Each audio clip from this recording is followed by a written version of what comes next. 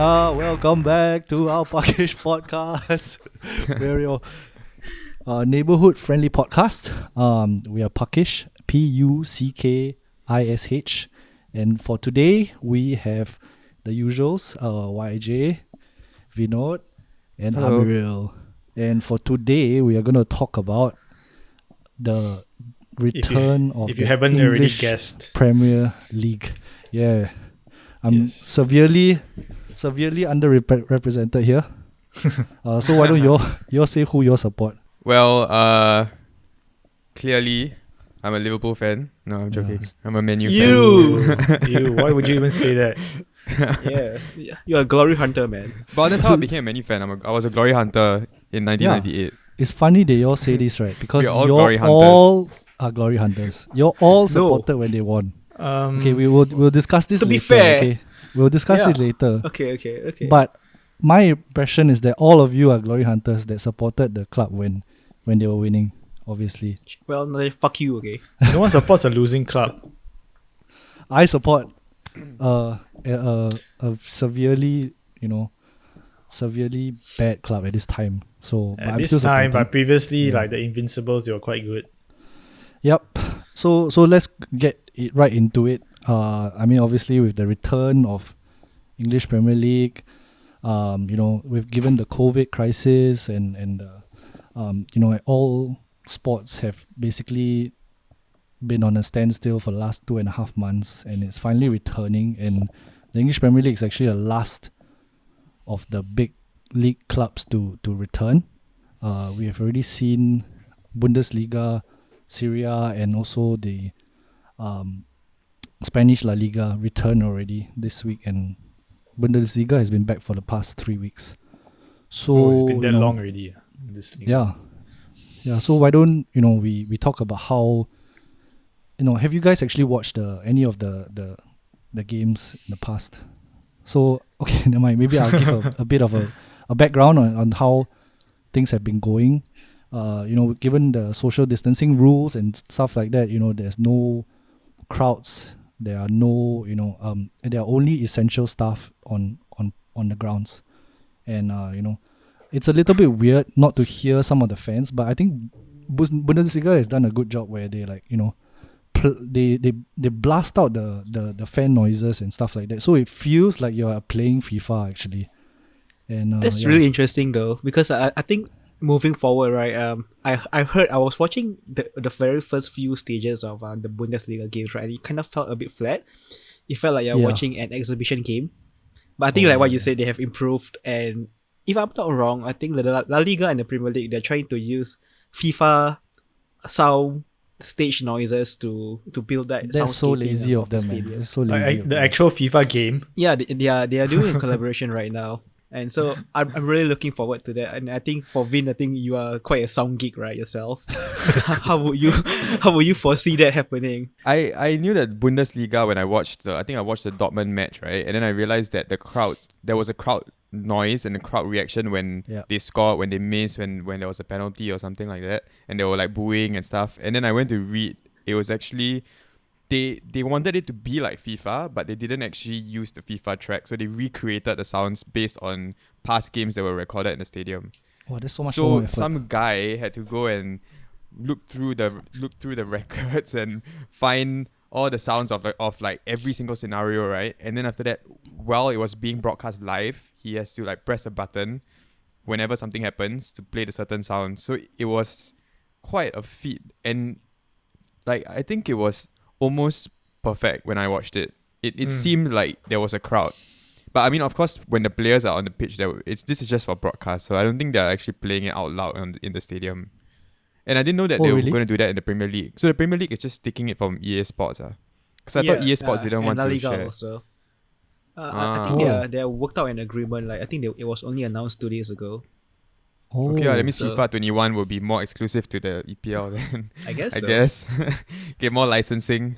No, I think that's actually interesting. for some of the stadiums in the Bundesliga, they actually played the sounds, the crowd sounds over the stadium speakers. Oh, So okay. so it gave like extra motivation to some of the players, I guess. Because I was listening to this another podcast about like the return of EPL, and one of the players from I think Watford, they had like training games. They've been having friendlies the past week, and they were testing out the sounds in the stadium. And I remember the player said like this is stupid. Like it sounds like, even though the silence will make it be like a training match, like he said the sounds in the stadium itself sounded quite stupid. Because sometimes there were delays, sometimes they were playing like the wrong sounds at the wrong time. Because football happens so fast. Imagine like you did something like you did like a tackle and then you press the wrong sound or something like that. So apparently it happened during the test period. So it was quite funny to hear. Can you imagine if the opposition team scores and then they will suddenly play the cheering sound? Man. Fuck I that. just want to hear vulgarities being played on the radio. Oh It'll be my quite god, fun. yeah. Actually, I watched one of the Dortmund games as well, right? And then the commentator said that he could hear someone that he recognized, one of his colleagues or friends, shouting a vulgarity in German. So he was like, "Oh my god, with all the lack of these crowd sounds, you can actually hear people shouting vulgarities, and they might have to watch their language." That's getting really up close with the on pitch then. Yeah, in Yeah, some yeah, ways yeah. that's more realistic, right? It's like Yeah. it's more authentic. So it's like you're watching the match live at home, like live without the crowd sounds. If you hear exactly what's going on the pitch and stuff.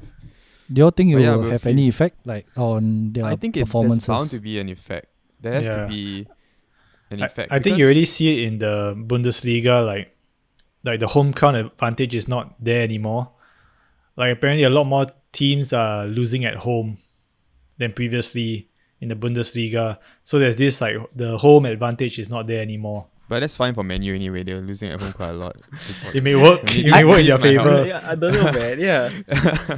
Yeah, I was just But there's no more there has to be fortresses. yeah, I mean, okay, talk about Liverpool, right? And their Anfield fortress. There has to be some sort of psychological edge that you have when you have like 50, 60,000 people like chanting and singing singing your song, singing your name, and they will lift You'll you never up. walk alone. Oh. I guess now it's just entirely up to the players' mentality.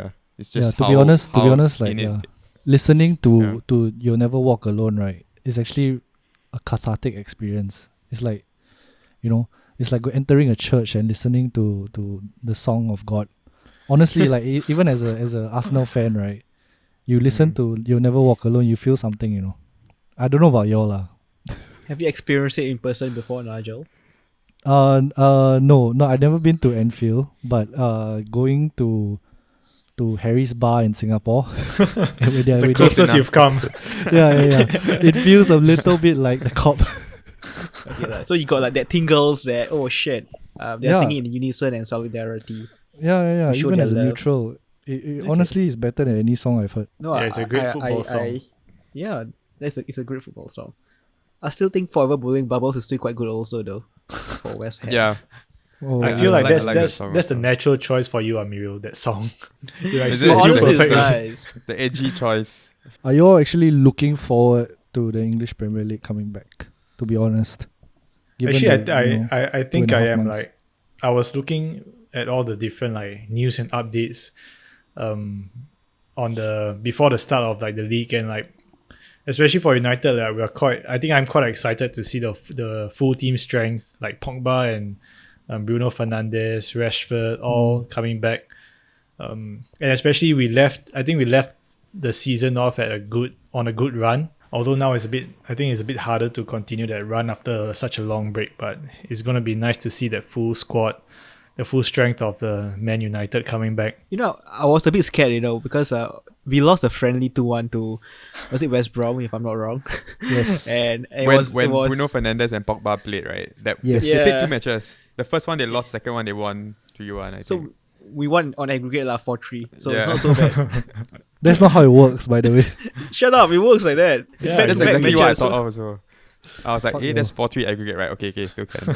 That counts. That counts as a win. I think. But more I'm very interested to importantly, see Bruno Fernandes and Pogba, whether they can play together. Because there's so much speculation about whether they will fit in together because they are both kind of similar in terms of their positions and their attacking creativity and stuff like that. So, I mean, I missed football quite a lot, actually. And I didn't really watch as much leading up to it. But now that it's not been here for 2 months, right? It's like absence makes the heart fonder. You really kind of miss seeing your team play, and you miss the atmosphere. You miss the weekends. You miss having stuff to talk about with people. So sports wise, What do you about the think of rest you? Arsenal, Nigel? I and am their- actually their not looking season? forward to the restart. Yeah. Why? The only thing I'm looking forward to is actually the fact that all the non-playing staff can actually continue their work. Because with the COVID thing, a lot of the clubs are hit financially.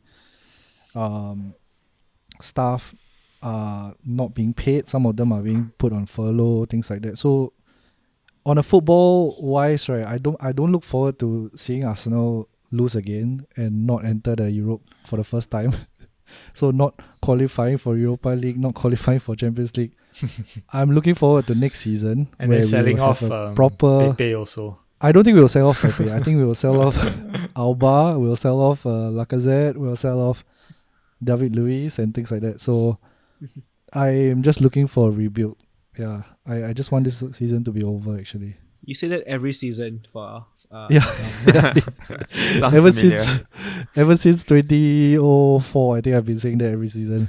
It's okay. But To it's be okay. fair, I think- United gone through that phase also. we are They're still going through that phase. Yeah, we are going through that Yeah. phase. No, not once Right it now. starts. Wow, we're gonna win the league next season.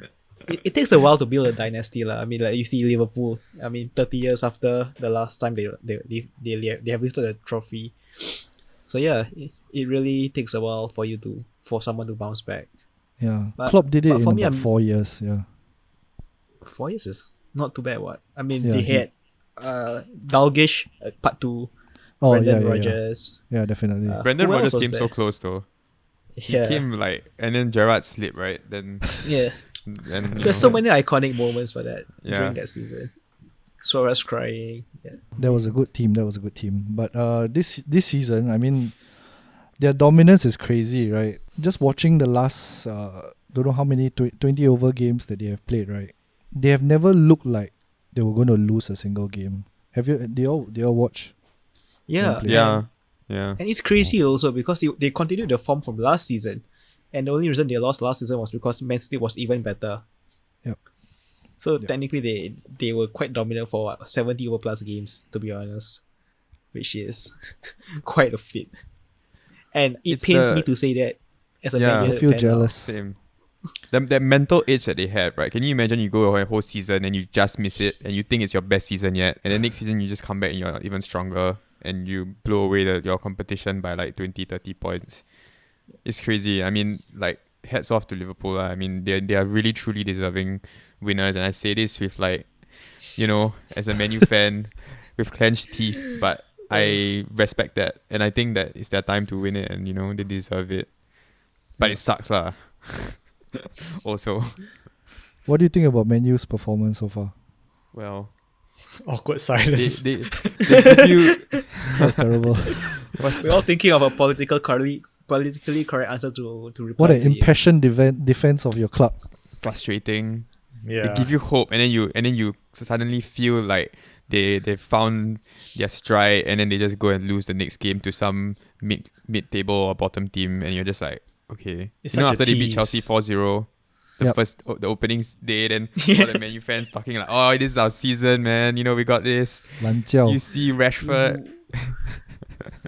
What were the positives? What are the positives this season? Rashford. I think Rashford, then he got injured. But at the start, I think he was definitely looking very sharp. And I think once Bruno Fernandes came into the team, like, their whole attack looked different. He brought like this creativity. I think the younger players are doing quite well also. Yeah, McTominay. Yeah, But he was also McTominay. out injured for a while. Andres Pereira. He's Yeah. not that young. He's, No, he's new. He's kind of don't new. don't say Lingard Yeah. because Lingard is not young also. Liga is born in 92, man. Yeah, Lingard's an old man that plays like he's like new talent. He Like, doesn't guys, give me a deserve all his chance. hate, guys. He doesn't deserve No. it. But to be fair, right, I quite like how Solskjaer is treating him when he's not really performing, or he just calls him Yeah. out and gives him the hair dryer treatment even when the game is ongoing. So that's a nice change from him being let loose and I don't know. It just feels nice as a fan to watch that your manager fucking cares about what is going on the field lah. And You're we haven't speaking seen about that that in match a where while. he shouted at Lingard, right? And he was like, one Yeah. more time you lose the ball, you're coming off. Yeah, Then I was yeah, like, yeah. wow, That, it's He was like, Solskjaer says what every Man U fan is thinking. yeah, so that was Respect. Have you all been quite nice impressed to by Solskjaer? Yes, I think because I think I didn't expect him to come this far. When he came in, I thought it was going to be like an interim thing, which it was, right? So much and then faith. after that, They were winning every game. yeah, and then they went on this like crazy run, and Yeah. I was like, wow, maybe he is the guy. But then after he became the manager, then the kind of form dropped a bit. But Yep. he always seems to bounce back during big games. Whenever you think his job is on the line, he comes back and he wins a big game. Maybe he needs that pressure. Yeah, yeah. Yep. Yeah. Never back him into a corner. That's why the 1999 Champions League season, back into the corner. Fuck off. It's all about last minute, right? Yeah. Last minute. More last than minute 10 goals years with ago, him. guys, please. More than 20 years Still ago. relevant. already. Fuck, Can you yeah. imagine It's the same that? guy. And Solskjaer has worn it, that iconic Yeah. line. And Vin is wearing the perfect testimonial for Solskjaer, like Why? he's wearing the jersey that Solskjaer Yeah, check retired this out. in. Oh. season jersey. Oh my Yeah. god, please. We have some fan service over here right now. Yeah, yeah. Damn disgusting. I feel like vomiting. It's 2007, I think, and they also won the league that season. Oh, that Fuck team yeah. was So- crazy. My last jersey with Who's the Cristiano, biggest? Solskjaer. Yeah. Yeah, that season was crazy. Who was the biggest disappointment so far, actually? In United or for Yeah, for in Premier League? United. For United. Then we'll talk about like other teams. I would say De Gea for me. Why? Because no, I mean he's always considered as world class, right? But this season he looks a bit flappable. He kind of reminds me of me when I play football sometimes. Like I just don't feel confident. Wow, you're comparing I know, like- yourself to the yeah. No, I'm just saying about the confidence. Like I see. he just- Wow. Wow. yeah. Sometimes I win games. Not just. Wow. I'm sorry, Captain Nigel. But yeah. I agree. Yeah, he's not as rock solid as he was the last two seasons. Yeah, he's made a few So, mistakes, right? yeah. This season. Yeah. To be honest, I don't know enough to know who disappointed me. But why is that? Why have you stopped watching? How often you used to watch it last time? I think I used to watch it almost every game, but that was quite a while back. I think I started once like Ferguson retired, once like Moyes took over after one season, then my just viewership just started to decline all the way. I used to buy like jerseys every season. And then, my favorite players left, like Ronaldo and then Rooney. I mean, and then although the new players came in, yes, but it was that kind of magic I had with United during that period. It was a bit lost from there, so I watched less and less over the time. My interest got back again after when Mourinho came, but then that was also like a disappointing season, and yeah, it was They won the tough to UEFA Cup. watch. Yeah. Actually, Mourinho's time is not that disappointing. Looking back at it, right? He won quite a few things, and they came in second in the league.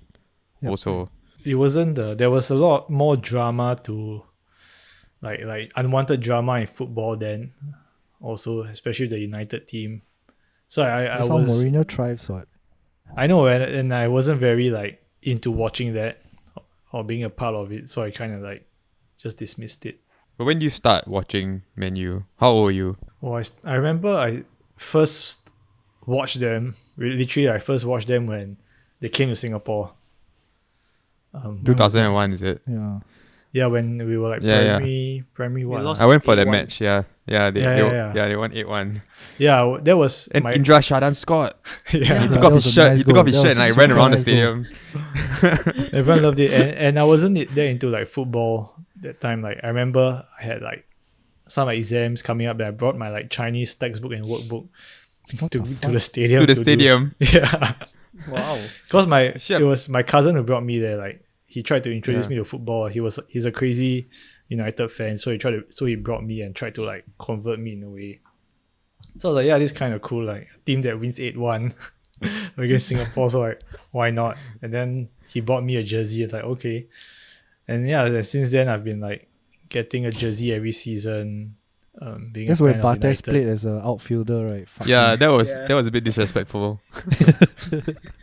But yeah, that was a fun. I think the magic of football was still there. I remember like I think even watching Scholes, like he shot like from outside the box, then the keeper saved, and I remember the ball flying like I could remember like flying over the stadium or something like that. It was crazy. It was like it's like wow, like the magic of football was there, and like United was the one who introduced me to it. I mean, watching the team like seasons after that also was crazy. Like having Ronaldo, Rooney, Tevez, all these crazy players come in. Yeah, it was a nice. I think almost nice 10 years. Golden years. Yeah. I don't know why do you all fixate so much on the older player. I mean the yesteryear and all that. Maybe you can share why. And who's your favorite player? I think that was before like social media and like the whole football and social media thing. I think it kind of coincided with like drama and everything. Like previously it was just mostly about football. There was very little like clout related to it. Even if there was, it was like very like Beckhamish. Like, it was only like Beckham that had the clout. Like even Ronaldo, the biggest superstar then, was like he didn't have much like fame in that way, in the way players have now. And you see like players like Lingard, like Pogba. I mean, they're just a different breed of players which I don't resonate with as much. Like I guess it's Because also of comes. social media. I guess you see it more because of social media. Like previously, you see players in United like Alan Smith, like Rooney, like Ferdinand, like Vidic. Those were like, I don't know, to me those were the players that I admired. Not so much like Smalling or like I guess Phil Jones is kind of cool. Maldini. Yeah, small DD, man. John Nesta.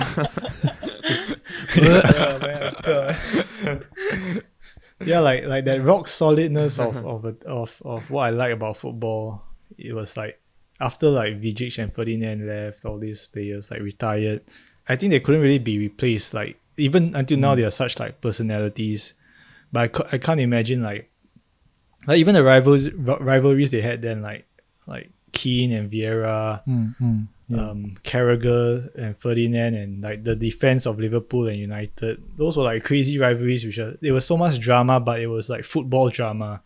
It wasn't like social media drama or like someone like crashed their Lambo or like got drunk in a club, turned up late for training.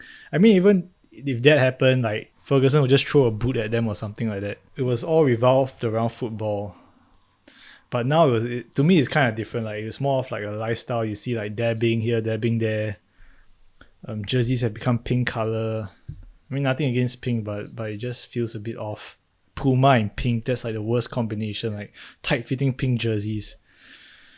YJ, I think you can take over Nigel's Sorry, I'm ranting. Nigel shits on segment. Nigel Yeah, ran- Yeah. Nigel rants segment. I do have an argument against that, but maybe Amirul, you can share like what who do you miss most and what do you like about the yesteryears? I really miss Rooney the most because he really inspired me to continue playing football, and I just love him as a personality on the field. He is tenacious, he's hardworking, he just doesn't give a shit, and he just doesn't complain too much. So I think like there's a lot of stories about him, but my favorite is when like how there's so many strong personalities in the United dressing room, right? And when Ronaldo left, there was a lot of pressure on Nani to perform, and he's always been compared to Ronaldo. So Nani is one of the players that has never gotten the hair dryer treatment. Yeah. Really? So like, yeah, really. And because he came before and he cried, and he just like he just couldn't. He had a really bad breakdown after that. So Ferguson's way of like channeling the anger was to scold Rooney, and Rooney will be like, "What the fuck did I do?" And he was like, so he really took one for the team just so his teammates can perform even on and off the field.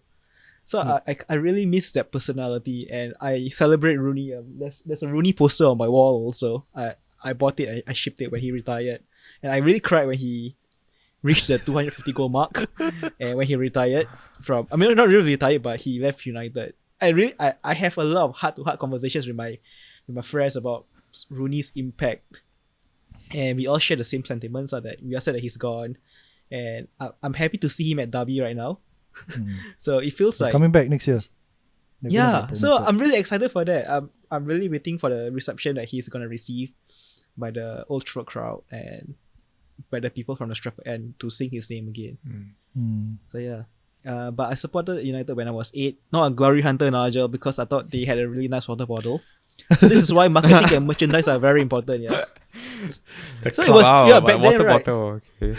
Yeah, it was at a World of Sports or Royal Sporting House at Jurong Point, Mm. and it was between Real Madrid and Manchester United. But I chose Man United because they had a devil in the logo, and I just wanted to be You felt like a badass bad boy. 8-year-old kid. Yeah, like this chubby boy, like he has the most fiercest part of him is his water bottle. So yeah, The devil, that the was red how devil. I got. I didn't even know it was called Manchester United. Like I had to read the logo. I had to ask my dad, like, how do you even pronounce Manchester? Wait, So, do you yeah, even that's play football then at that time? No, not really. Yeah. Oh.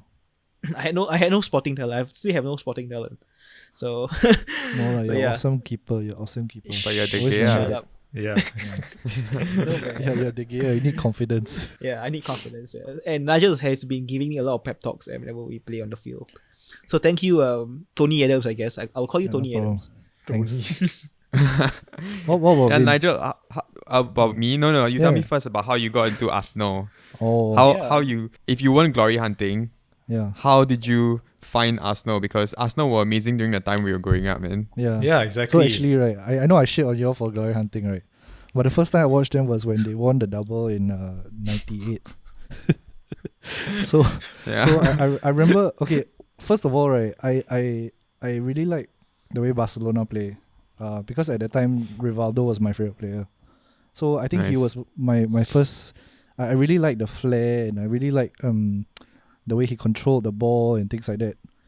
Then I don't know how, but I stumbled upon a game where Arsenal was playing. I think I can't remember who, but they were playing in Highbury. And then the first thing I remember was how loud it sounded and how it looked like a small club. And that's why I was like, "Oh fuck!" They sound like the underdogs, but I didn't know at the time they were going to be champions. And then I like the way that they played with strength and power, and yet there was so much like elegance to it, and that was the era that defined how Arsene Wenger teams were.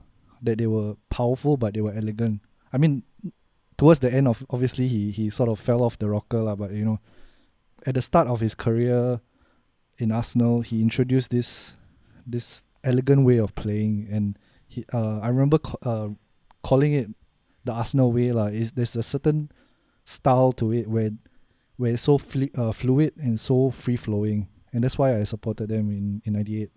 And then in '99, when Man U dominated everything, I was like, oh fuck this! I picked the wrong team.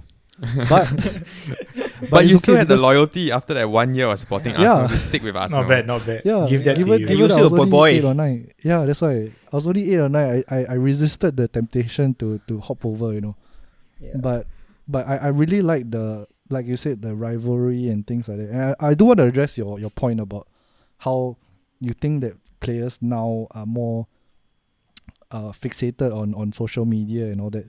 At that time, right, before Alex Ferguson, Arsene Wenger all came in, right, people were drinking more. They were less focused on their fitness. Arsene Wenger introduced this groundbreaking thing called nutrition at the time, and everyone was like, "Oh, what the fuck," And then suddenly Yeah, they played yeah. better. They were more healthy. They could They run were the more. pioneers.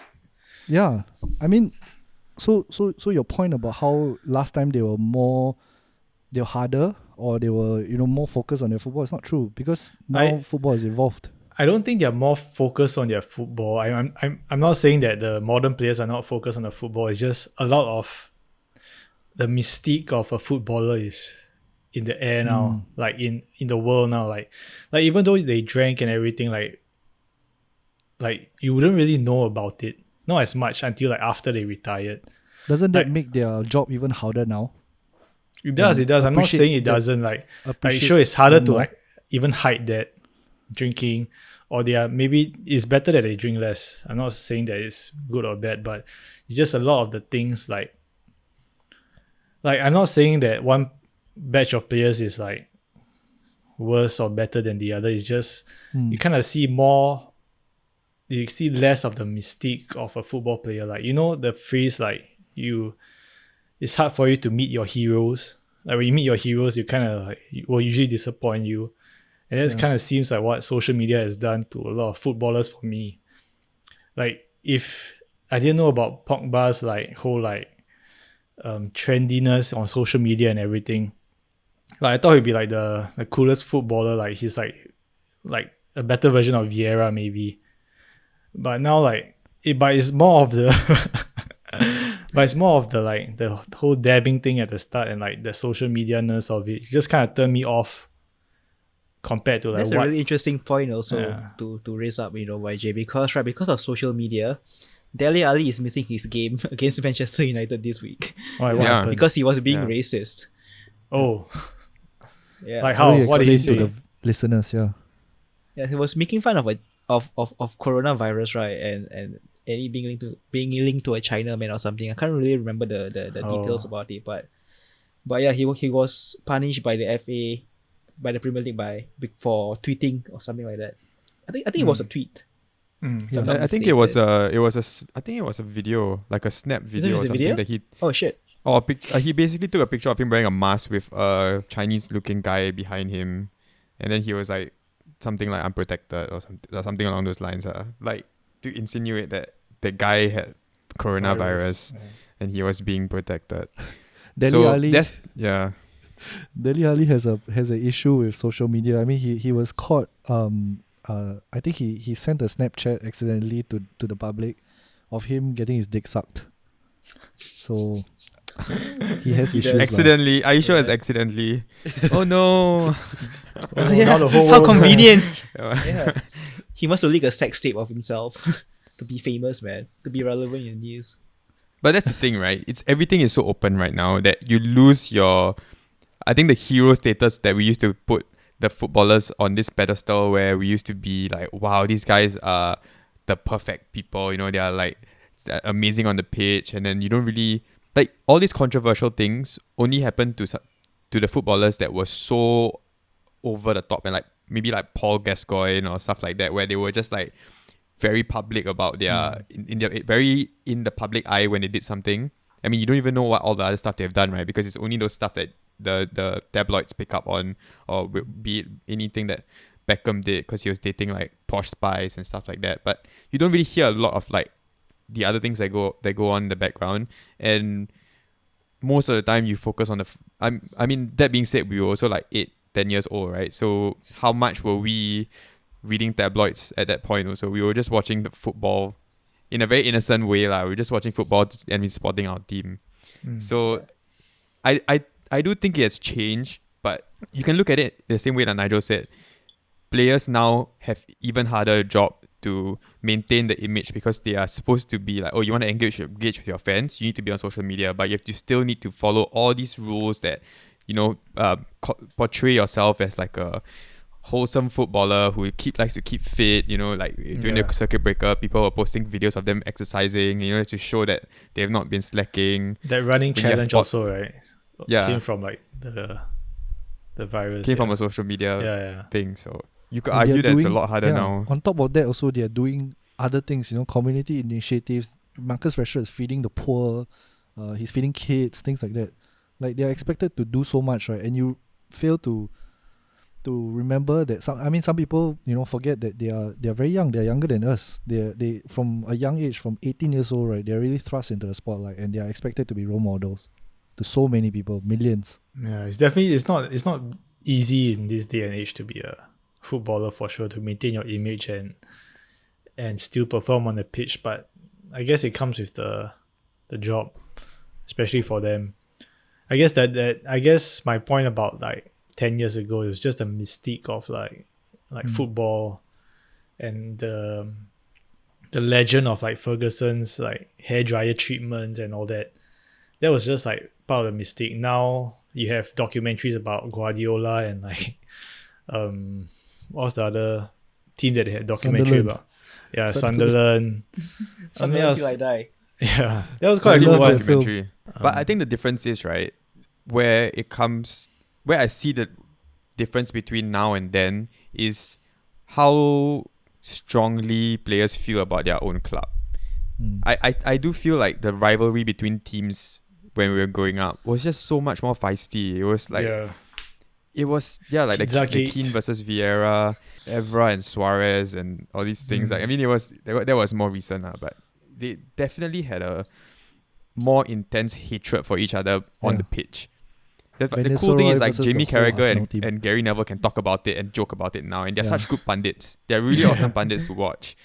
But they both hated each other when they were playing for Man U and Liverpool. They were like arch rivals. And you don't really you feel that, but not really the same level anymore with like footballers, because you know how they before the game they would be talking to each other and shaking each other's hand and stuff like that. A lot of the old players were saying like you never see stuff like that. Like people like Roy Keane would be like, why are these players shaking their hands and like having conversations before the match with their rival teammates? I mean, with their rival team.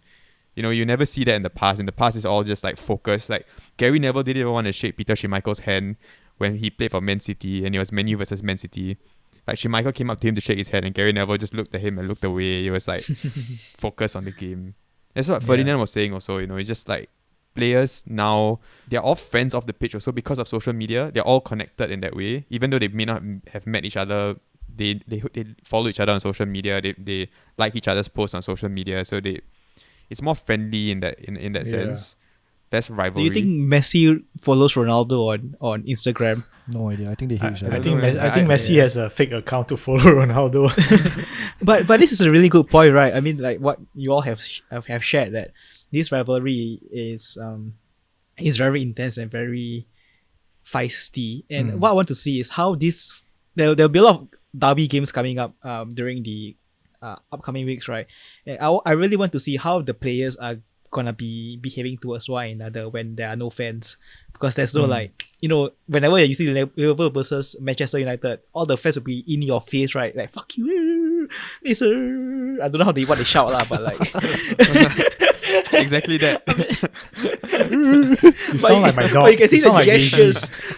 You can see the gestures like "Uah, uah." But yeah, it like has an when effect, there's yeah. no fans inciting anything, will it be very friendly? Or yeah, I just want to see like a WWE like tackle coming into like from, I don't know who's playing who's the first rival game that's gonna be playing, Everton and Liverpool, is it?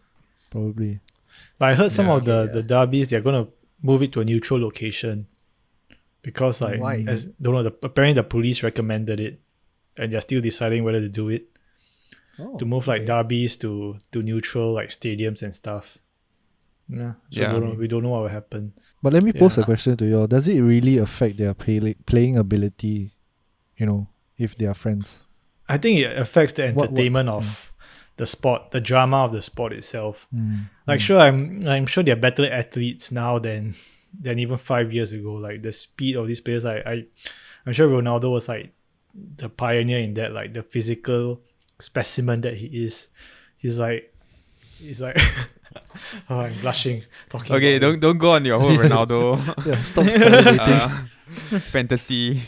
it. Yeah, but actually I was thinking about it, like the whole period of the time, like 10 years plus ago, like it was the same time like when Michael Jordan was playing, because I remember watching like The Last Dance, and how during that time it kind of mirrored like the Premier League. There was this whole drama on the court. Like they were talking about how Michael Jordan would go out for drama to like even the smallest thing would incite him, because that makes it personal, right? yeah, it Everything makes it is personal. Yeah, because he wants to win. Because that's what pushes him to win, and that is the fuel he uses to push his team to win. So I guess it kind of like, I'm sure there's similarities to the Premier League. Like that kind of drama around it will probably push the desire for a team to win. I mean, that's definitely why like Keane and Gary Neville, they all acted that way. That whole desire to push their team to win, and that although there was like some nastiness to it, but it provided a lot of sporting drama which we don't see nowadays. And that's what I think I kind of miss a lot from football these days. because it's entertainment, right? Football is entertainment, and it's just to have those storylines in the background where these players are both teams are so desperate to win, and they both have this mentality that they are so loyal to their clubs, and it just feels like when you're not looking at each other in the tunnel, and both of them are just focused on the objective to win the match instead of like talking and shaking hands before that, right? It just makes it way more like, it just sets the scene way better for like you. And then once the match starts and the tackles start flying in, and then they start like getting in each other's face and stuff like that, as a fan, you just be like, that they're playing with their hearts on their sleeves, they're playing for their club. It's like, it's just another level of entertainment. Yeah, it's like you see a hard tackle go in, then in your head it's like, oh shit's gonna get good. It's that kind of feeling that you don't really see it now. It's like that Martin Keown and Van Nistelrooy, like they were just like pulling each other, spitting on each other. Wow, that game was super entertaining, man. Yeah. It was so entertaining watching that. I think you have a point, because I remember when Van Persie joined Man U, right? Yes. I almost cried. I tell you, no, my heart actually broke. I could feel my heart breaking when I heard the news. And then, because he was not just my favorite player, right? Because he actually embodied everything Arsenal was. Free flowing football, powerful, strong. He can finish. He can pass. He can hold the ball up. Things like that. And then when he joined us, when he joined Man U, right? I was shattered. I think. And then I compared that to how I felt a few years later when Alexis joined Manchester United. He was also our best player. He was our top scorer, one of our top assist makers. And then he joined Manchester United, but then I didn't feel anything because he didn't embody Arsenal as much, or maybe the drama was just less, and you don't feel as much as the years progress. So I think you all have a point actually. Yeah, you don't see that nowadays with like even player transfers and everything. Like, I think the last one was probably like Van Persie. Like the last one I really remember, like the drama. It was terrible. Like people like Sterling to putting up Man signs of City Judas. also. Yeah, Sterling to yes. City, yeah. That Well, was the terrible. Van Persie one was even more intense because he won the league, and then Arsenal had to give him the guard of honor when Man U came out at the Emirates. Yeah. That was like there was some good There was drama, a spit man. in your face. I could feel the pain in the Arsenal fans, man. But you see, right? Then that whole thing was such good banter in school when we were in school, right? And we used to live for stuff like that, because if that happened on the weekend, on Monday you go in ready to make fun of all your Arsenal or Liverpool fans. And then if like Man U loses, right, I would dread going into school on Monday because I knew I was gonna get it from all my friends, and I wouldn't get it, and it would be the whole week. Like every small thing would be like, oh yeah, like Man U, like any screw up I have is like, oh, just like Man U in the weekend. And it was something that it's unmatched. I mean, I think it's also the time that we, like our age when we were watching it, right? It's just like this, in school, you have your friends who are your diehard Arsenal fans, diehard Liverpool fans, and you just click, even though you didn't like each other because of the team you supported, but you always have something to talk about come Monday or come Wednesday or in the Champions League and stuff like that. Yeah, like I really remember. Did you guys feel the same? I remember like me and Amiriel, we made like our friend wear. She's a Liverpool fan, and we made her wear a United jersey, and Liverpool lost. Shout out to Fifi. That was fun. Yeah. She listens to our podcast, by the way. Oh really? Hi Fifi, thanks for. Hope you still remember that moment. Yeah. I remember long It's years probably of scarred suffering. for life now. And I remember when we were studying in the UK, then I think Fifi came over to the UK to visit. Then I met her, and I think that was the time where Gerrard slipped. Oh my Oh. god. Yeah. No, wait. Oh. It was she bought the ticket to Gerrard's last game. Is it Stoke? A few But hundred it wasn't pounds. a Chelsea match. Yeah, it was. It was a Chelsea match. Yeah, and I don't think so. No, wait. What was his last game? No, that Stoke. wasn't his I think last it was game. He Stoke was was that was like a 5-5. few games. Was it 5 something like that? Or the Wait, let me check. last Anfield game That was or something. Yeah, I think she went for the Gerrard's last Anfield game, right? At Anfield or Yeah. something. Yeah. Yeah, and I think I'm not sure it was the sleep didn't happen then, right? No, it Yeah, happened it was- before that match, and then they. That was Yeah. So I remember I saw her there. I was like, "Hey, Gerrard sleep," because it was just like such a epic thing to like tell her, and like you don't get that kind of banter anymore in football. It's like, what are you gonna say? Like Lingard missed again. What else? But I don't know. Maybe it's like an age thing, right? So what if the younger fans now? I'm not very familiar, but like, what if people in secondary school now or poly who watch football, like, do they? I wonder if they feel the same way that we did growing up, or whether they have that same banter. Because that used to be like almost all we talked about in school. It was We can do a straw poll. every day. Yeah, Can do can like do our the own survey Insta when- poll. Yeah. We should be With asking. all that. from our, we have 30 supporters now, 30 followers on Instagram. Yes. Hey, thanks guys, Shout out to all 30 of you. 4 of us are including 4 of us are ourselves. here. Yeah. Actually, other than the our teams, right? Have there been any other clubs that caught your eye? I think for Wolves, me, I think. I think Yeah. Wolves for me. Were you gonna say Wolves also? Adama Traore, man. Yeah, because Adama Traore is who supposedly doesn't ever Abang lift Sapau. weights. He says he doesn't lift weights. Nonsense, right? Lies. He probably uses resistance bands lah, like Amir. Yeah, man. But okay, Wolverhampton have been really nice to watch. I think. I mean, I didn't watch all their matches, but I saw a few highlights. Yeah. What's the player? Raul Jimenez. Yeah. Raul the Jimenez striker. and Adama Traore have been the highlights for me for them. And Jota. They are actually really close to qualifying for Europe. They're just behind Man U right now. Yep. And Yes. same with And Sheffield United. Yeah, Sheffield United. Wolves and United and Man United, right, are like contender for the 5th spot. No one's talking about Leicester. Why is no one talking about Leicester? Leicester is like, okay, it's amazing, but I feel like after they won the league, right, then you're just like, oh, okay lah. If they're there, they're there. They're not Okay. like, They won the league already, so what you want to do? yeah. Third place? Okay, but fair enough. Third place has been... But third they're place kind of is stuttering right now, right? Before the break. Yeah. But they're still They third. only have like 5 points. They only got 5 points from 15 from a possible 15 points, I think. How about relegation? Is anyone following like the relegation zone? Yes. I heard yes, Norwich. I am. Norwich is not doing very well. I fucking love Norwich, by the way. Honestly. Why? And it's not just because I studied there, right? Because I watched okay. the first game against Liverpool, right? And they really, really impressed me. Like they're the best relegation. They're the best team to ever played, right?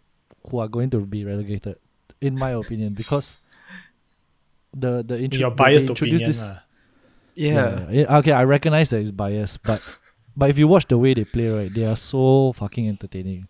They can't defend, right? But they have players like Todd Cantwell, who emerged as their star player this year. He's 21 years old, England under 21 and international. And then they have Buendia, who is this like fucking small. He looks like 1.60 or something, and then he's like this Argentinian who is their sort of orchestrator of everything. And then they have very exciting fullbacks, Aarons and the other guy, I can't remember his name, Luis, I think. Both fullbacks, I think they're gonna be sold off after they get relegated. So, in all honesty, right, despite their inability to defend, right, they have been so exciting because the way they pass, the way they transition from defense to attack, right, it's been so exciting. And if you watch their highlights, you will see that the last 5 teams have a chance to be relegated. You have like Yeah. West Ham, Watford, Bournemouth, all with Right. 27 points right Yeah. now. Yeah, Yeah. And Wait, Brighton. to contextualize everything, yeah. So YJ, Vin were from Brighton, right? Y'all studied there, and I just studied Yeah.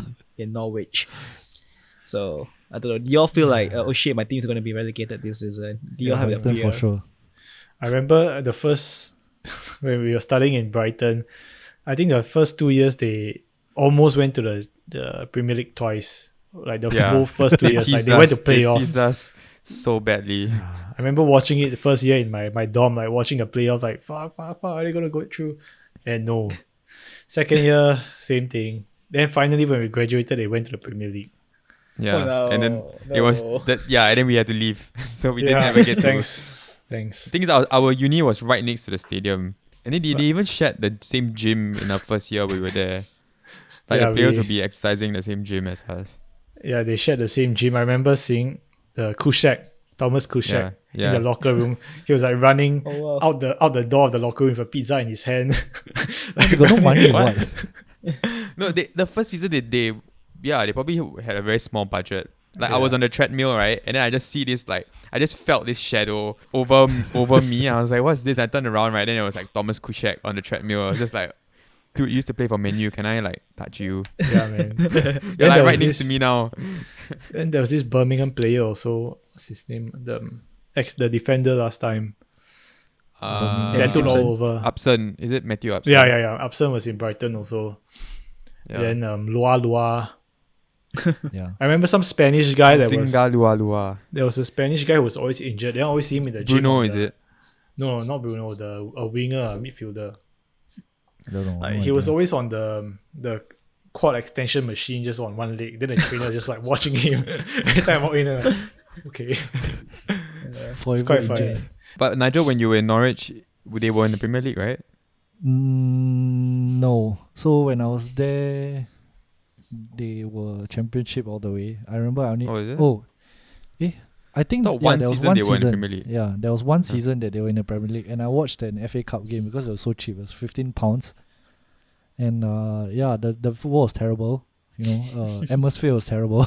There were no noteworthy players. There was no philosophy in the way they played. It was the typical British football. You pass it down the flanks and then you cross it in.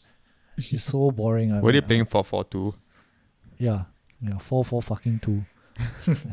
Yeah, I mean, Flat. I like the way they play now because they implement newer ideas, which is why I like you mentioned all the new managers like Lampard and Arteta and things like that. Yeah, so they actually trying something new. Yes, it doesn't work, but they'll come back again. What? Because if they have a strong enough way of playing, they are gonna come back for sure. Actually, where's the best atmosphere that you have experienced? Me, I didn't go to many football games, but one of the best times I went to see Barcelona at their stadium. Oh, it was crazy. Like you walked in, the stadium is like 90,000 seater, and you looked up, it went all the way up. There was like no end in sight of the stadium, and you saw like Messi and Alves warming up, like they were just passing the ball from the halfway line to the goal line without the ball touching the ground.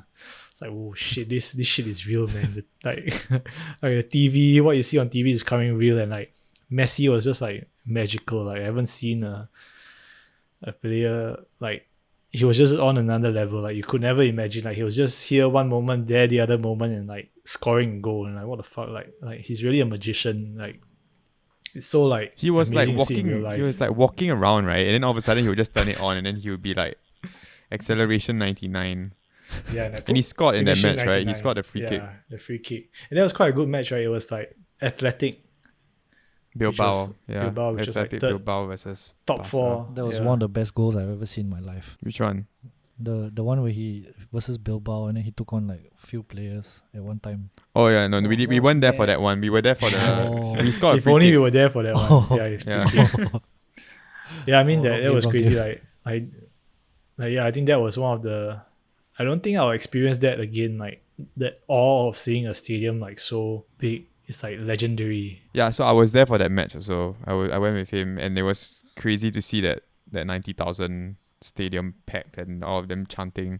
But I think like my dream, I mean, still the best experience I've had was going to Old Trafford and watching Man U play. But so this was in 2004. I was 13 years old, and I went to watch Man U versus Everton. Unfortunately, they didn't win the match. They drew it 1-1. And it was during the time where they had a slump in their season. They just got knocked out of the Champions League, and they had like a rough patch. But it was there was a young Cristiano Ronaldo there. That he came off the bench and he played. Ryan Giggs scored. Rooney was playing.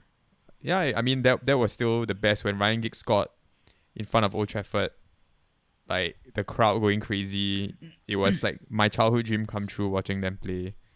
And that, I mean, right now, right, I think if I go and watch a match at Old Trafford, it will be amazing, but I don't think it will live up to that feeling that I had when I was 13 years old and watching the match. Because it was like everything that I talked about, everything that I did in my school week, in my weekends, all the banter, all the jokes, everything just boiled down to sitting down at Old Trafford and watching a match?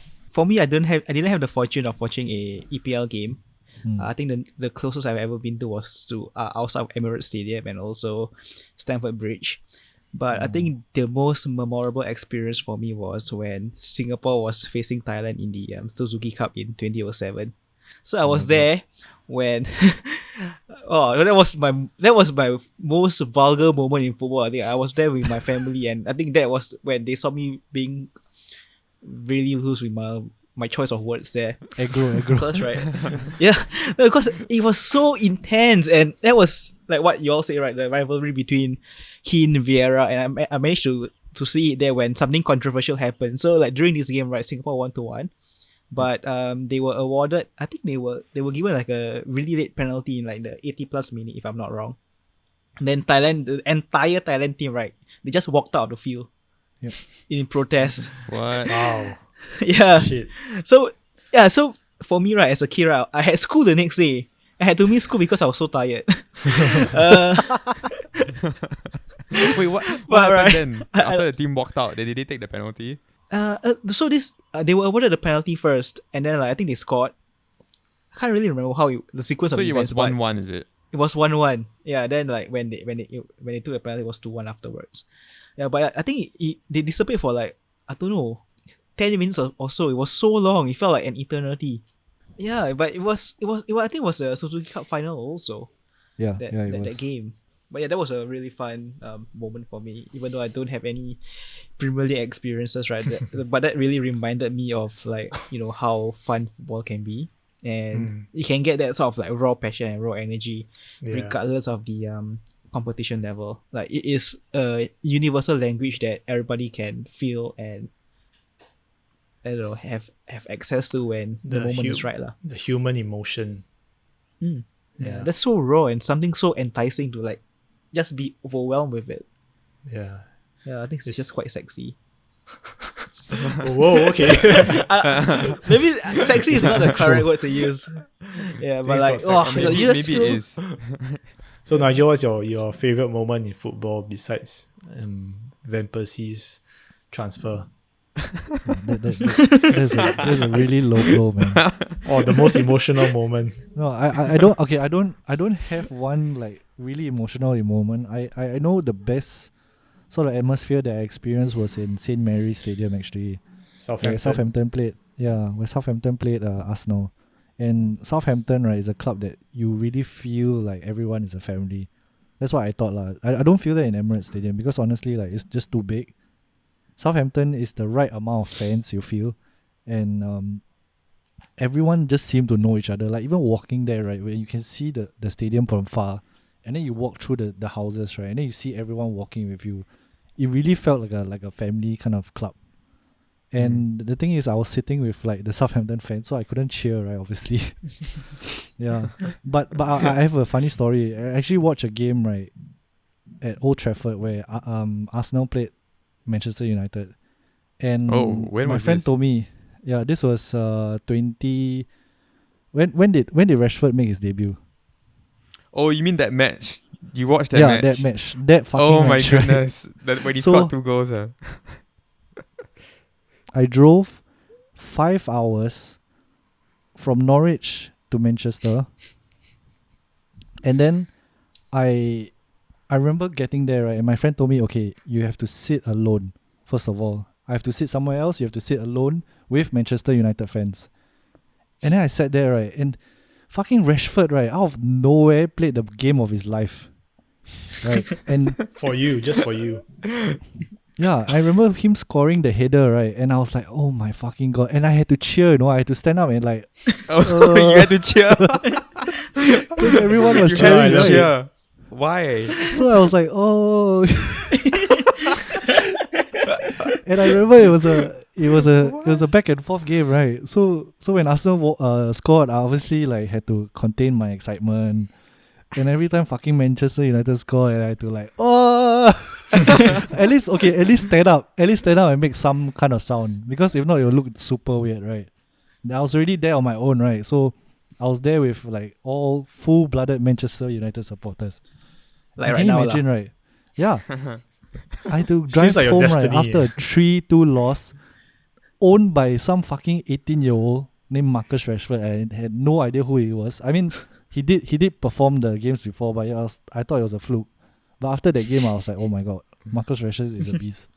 Did you have a So- flashback to 1998, and then do you question your decision being an Arsenal fan after that match? To be honest, Did you think like, Shouldn't be maybe a I United should have followed to them be when they honest, won by the then, treble? 2014, I was like, fuck it. I don't care for Arsenal as much as I did. Yeah. By then.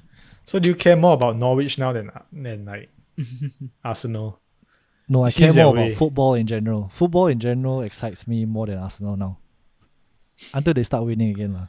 Then Oh, okay. Not a glory hunter. Okay, not glory hunter. yeah, no, go ahead. That's the first time when you're gonna buy a jersey again, right, Nigel?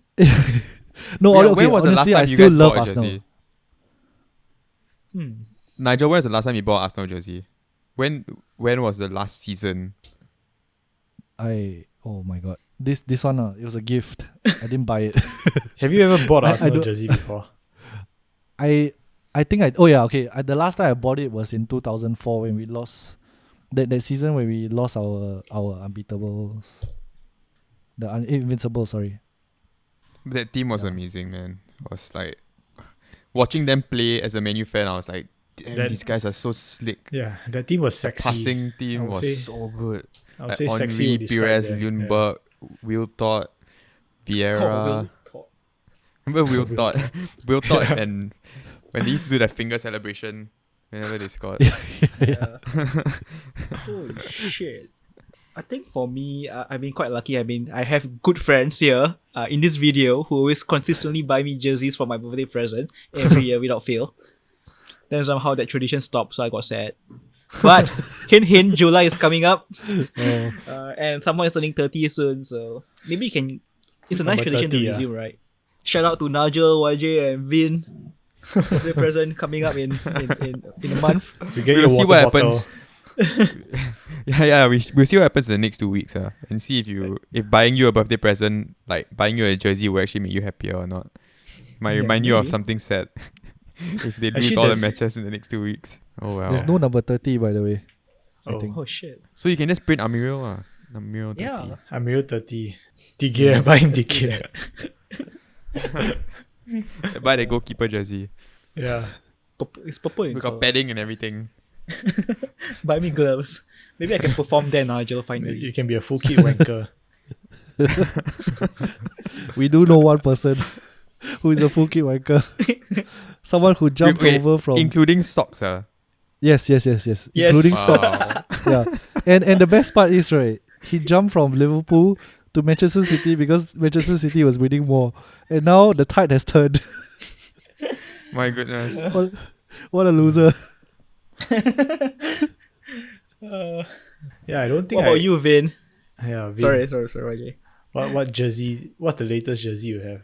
This is the latest. Oh no. I got last season. I got the. No, I got this. Is it this season when they had the orange one, the orange looking gold one? Two seasons No, I think back, if it's I'm no. not It's wrong. this season. It's this season's one. Really? Yeah, the third kit. Oh, the black and orange one is it? But it's a fake one that my girlfriend bought on Shopee for like $15, and Good it enough. looks damn real. It looks like Really? I thought it was real, and she didn't tell me it was fake until like 2 days after that. Okay, Vin later sending. We know Amir's birthday coming up. Okay, Shopee has really good replica jerseys, but I mean, of course, shit. we need to contribute to the club, right? Because right now they are going through tough financial times, Of course. so of course. we need to contribute so that they can buy Jadon Sancho in the next. Maybe just a Bullshit. bundle deal right now. That's a good Jadon segue. Sancho. Yeah, That's a next good segue. next season, Actually, guys. what do you Next think season. they should buy. Who do you think they should buy, and how many jerseys do you think you should buy to finance that? I think because of the situation, right? I think buying 2 jerseys would be enough to buy Jadon Sancho at the moment because the market has crashed. I mean, I don't know. I haven't really watched a lot of Jadon Sancho. I just know that he's pretty good on FIFA. Like he has pretty good stats on FIFA. That's That's how all. that's how you tell from Football Manager and FIFA. Yeah. He's an assist Um, machine, lah. He's an assist machine, that's for sure. Yeah, and I mean, plus he's good friends with Rashford, right? So maybe Where's they will he- have Where's he from? He's English, Which team? but is he's he? from he plays in Dortmund now. He's from London Yeah. actually. Then he moved to Man City when he was like 14, and then he left Man City when he was 17 or 18 to To Dortmund. Yeah, How do very you know smart this? guy lah. I was just watching a documentary on him and how he was growing up. He has a documentary. There's a documentary about him. It's by German media DW. Then they did a Right. they went to his hometown in London and all that. Our resident football expert. Yeah, Nigel is so well read in football. There's nothing else to do but watch football documentaries. I'm sure there's Is definitely more there? to do. There's a lot of other stuff to do. How But about talking the about rest? football documentaries, what documentary would you recommend? Because I've seen like Sunderland Till I Die, and I think that's like really That's the really well best. done. I That's the loved best, it, Yeah. and you really feel for the team, and it hurts you when you watch that documentary. yeah. It does. It's funny, but it's also sad. Yeah. It's funny in a sad way. It's like I feel bad feeling like funny. I feel bad. like the whole what's that player, the defender, What? the young one, the overpaid one. Oh. He's not a defender and he's not young. He's Rodwell. No, you mean Rodwell, Rodwell Rodwell, from Man midfielder, City, yeah. the ex-Man Yeah, City player. Wow, he's such a dick, man. Oh, that's damn shag. You know, after the first season, we all bought Sunderland jerseys. So I went to when I went to London like 2 years ago. It was just when we were finishing watching the first season of Sunderland Till I Die, me and my colleagues. my So they all wanted to contribute to Sunderland because they were so sad about what happened to Sunderland. So we all bought jerseys. PT shopping. And PT shopping. and then they didn't have the outside, so but we just bought like oversized jerseys because we wanted to contribute. So we all have like Sunderland jerseys now. Oh my god. Of You probably Rodwell. bought them like another shitty player. They were so cheap. They were like £15. So sad. Wow. Dude, that's I like it because it's very it shows like the life there also. Like they really have nothing. All they do right is really every Saturday they support their team. There really isn't Yeah. anything else to look Yeah. forward to, and It like, makes them they really happy, show you know, the it's life like- there. I mean, it affects their mood so much that Yeah. I mean, it's so sad. It's so sad, right? Because they kept losing every single game. Can you stop laughing, Nigel? I feel bad laughing. It reminded us when we were kids. It will ruin the whole week. But can you imagine, like, if we weren't Glory Hunters when we were kids, Mm. how Yeah, depressing the school would have been? Because when I watch when you play, right, I'm like 99% sure they're going to win. It's like if they lose, it's like such a rare thing, right? That I was sad, like when they lost, like really sad, like 1% of the time. If not, I'll just rely on that to make me happier. I just know they're going to win. I just know they're going to score 4 goals at Old Trafford. Confirm. That will make you happy. Then if they score 5, I'm like, oh, best weekend ever. Bonus. But Eventually can you being imagine a supporting a Sunderland team, supporter. right? Like you just go in and you just know you're gonna lose, Just And you ask still go Nigel in- lah. and you still pay for the team, and you still go in every week just to hope that they will win. I mean, like that documentary really, like opened my eyes to, like these.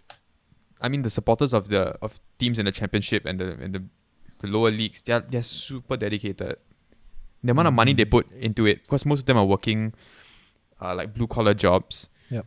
In like factories and things like that, and then buying a season ticket is so expensive. Yeah, it's all this money goes into it, and then it's passed down from generation to generation. The history and everything is fascinating. Speaking of sports and sporting stuff, how is everyone's challenge going? Oh right, yes. Yes, let's Well. not forget about that. Let's start with you, Vin. I messed up my knee while I was running. At some point, I think it was last Monday or last Sunday. So I took a break so I ran on Monday, and then I ran like 4K, and then I realized my knee was giving me a lot of issues. So I rested on Tuesday.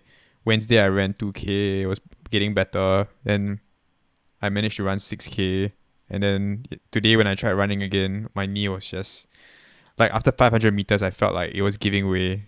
So I think I pushed too hard. So I just slow walked all the way back home. I did my statics today. I just didn't do squats. Yeah, so that's That's not what not happened great. to me Not great. yesterday also I took a long 2 km walk back after I tweaked my hamstring a bit. So, but Are you sure it's not a and- tear? no, it felt better today. Oh. Today I wanted to try a run, but it hadn't started raining, so I'll save it for a longer run tomorrow. It's getting tough, man. It's, the first week was okay. The second week didn't go so well. So first week you completed 100 km, right? Yeah, I did. So Yeah. it kind of went downhill after 100 km. Like Oh. things started like getting a bit weird and funky. So I had stomach pain on Thursday. Then I ran more on Friday. And Saturday I ran, but I tweaked my hamstring. Today is rest day. So tomorrow is a new week. Try and do a bit more. I think you should take it easy until you're fully recovered. Then I won't feel pain. Well, Michael Jordan, man. I don't know. I guess you're destined for greatness, so maybe you're on another level. I'm thinking of so I've been watching videos on like you guys have Casey Neistat, Yeah. Yes. that vlog, that YouTuber. So like he was like, apparently he's really into running. I didn't know that. So there's one challenge he did himself was like running 3 full marathons in a week. Like the amount of km. So I think 3 full marathons is about 120 something, is it? 126. 126. Yeah. Yeah, in a week. And that is on top of like his job, his like everything, his family, his wife gonna give birth soon. So like yeah, everyone Okay, is running. So did he everyone do likes it? to torture himself. I didn't watch the full video. I Maybe he wasn't there. didn't. Maybe his hamstring gave him issues also after a few days and he stopped. But I'm sure he actually he runs like a 1 hour 29 minute half marathon, which is quite fast. Wow. 21 km. And I That's recently really fast. ran 1 hour 29 minute 13k. Oh, So I the have a lot difference to- though, shit. Yeah, it's crazy. That's like That's crazy pace, man. he ran Yeah. 8 km more than me that time. So yeah, I guess I have to push myself a bit more. Do you hear about the guy Ryan Sanders who ran 100 miles around his house? Yeah. That means he just Oh my Just goodness. That's crazy, man. He imagine saw the his mental Instagram torture mentions you had to it. go through. He had stairs also. He was going upstairs. yeah And he's like running around. yeah Like, 1,455 times around his house. This man. Yeah, he did it in 26 hours. YJ, you should try that for one day of your run. Just try doing a 10K in your house. And then film it. It'll be so good. Yeah. You know, I kind of did it before. Last year, right, during Hari Raya, when I was hosting you guys for Hari Raya, Yeah. I clocked 10,000 steps in my own house What? just by walking around serving people and like standing up for the whole day, Wow. walking back and forth, getting I- food and how things like big's that. your So house? it's quite doable. Oh, It's not big, fuck, man, but- it's huge. No, but like I don't know, it was quite a feat. Actually, I really and yeah, I think it's a lot of mental. It's a lot of mental when you do these kinds of things. Like if you're actively doing something and serving guests and doing something, like the time will go by very fast. It's like those like waitering jobs, like or if like you're at an event, like the day will go by and you hit like 15,000 steps because you're just on your feet the whole day. Because it's the mental thing. But I think if you actively like just in your house walk Yeah. up and down, If you're actively saying I need to run 10K and you just keep running back and forth, right? actually, I thought about it. Like, downstairs, like there's like a void deck area. I wanted to go and run. And then it rains heavily. So I was thinking, shit, should I just run around this courtyard area around the playground? 10K. but I like Yeah, the fact that do you are not trying to give up, even though you're in pain. So that's a bit mental. still. Yeah, I can't believe I considered doing that, running around the playground. I thought of normal that guy. people will be finding excuses, to Yeah. not run. Yeah. Yeah, Nigel, how's Wait, your... how about you guys? Yeah. We are the haven't slackers really- on this side here. Yeah, the slackers on the left. Hey, on the right. Well, Amirul has a Yeah, legit right. reason. He has a legit injury. Yeah. No, How's your I have a head? tactic. Hey, that's me. What's the tactic now? Just share with the world. No, I plan to clock the remainder of the miles later on when I'm fully fit, you know. So Why are you not fully fit now? What's wrong with you now? no, every time I run like more than 2 km, right, I feel my shin splints and I cannot run. Ouch.